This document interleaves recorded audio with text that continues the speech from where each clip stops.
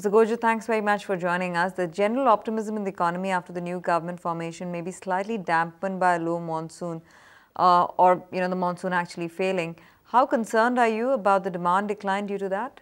No, I don't think the strong optimism of a very positive government, which is growth oriented and reform oriented, is palpable and very strong.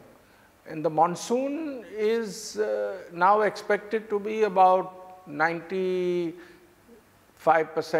of normal.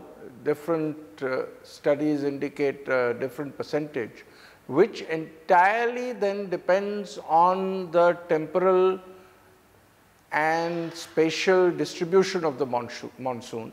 And I think it could even be a reasonably good agricultural season. Of course, there is also the fear of an El Nino. If that comes about, it could have some effect. But if you look at, say, 2012, we had a poor monsoon, but overall it didn't affect general growth very much. And in fact, in 2013, when we had a very good monsoon, our growth was lower.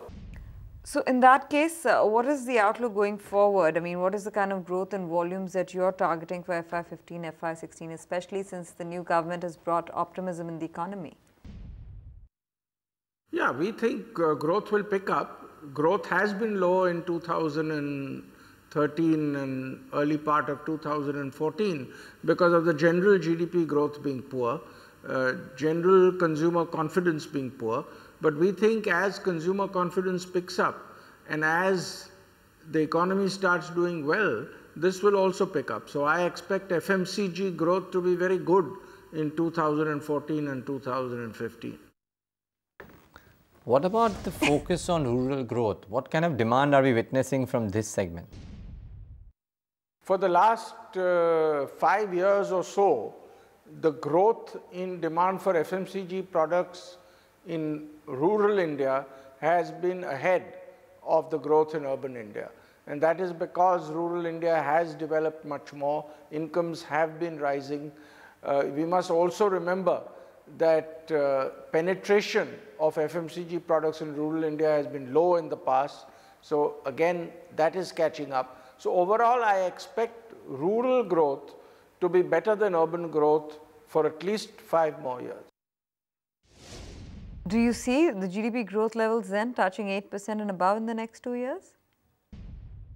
Yeah, I expect the GDP growth to touch 8% plus in the year 15-16. Right. What should the government do to boost the manufacturing side of the business in India? The President's speech highlighted the government focus to boost manufacturing.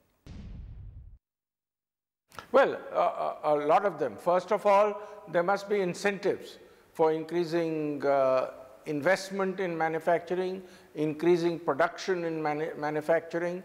The bottlenecks must be removed. Ease of doing business should be improved. Currently, everything needs multiple permissions, which is very difficult to monitor and ensure that it goes smoothly. So I think ease of doing business is improved. If labor regulations are eased, it will lead to not only more manufacturing output, but lead to more employment, which will be very good for labor. So there are lots of reforms which are a win-win. And I expect this government will do a lot in that direction to ensure that industrial and manufacturing growth grows very considerably. How positive are you on the current government delivering on the GST rollout? I think they have mentioned it very strongly.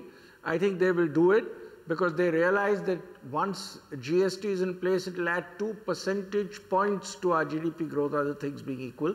It's a matter of getting the states on board, and I think one has to be generous with the states. This government, I think, will do it. They understand the difficulties, and I expect GST will be in place by the 1st of April 2015.